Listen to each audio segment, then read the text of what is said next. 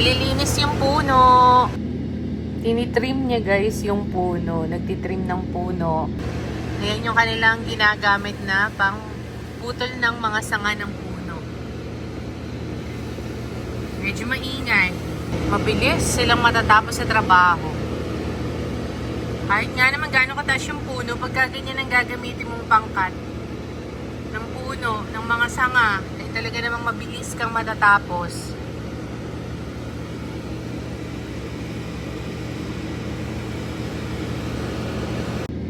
Ngayon yung right time dahil walang masyadong mga dahon.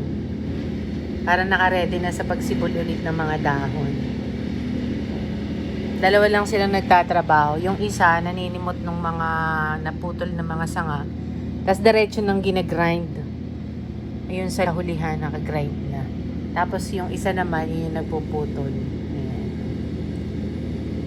Kahit gaano kataas yung puno, abot. Tinitrim. Ayan, maganda na yung puno namin.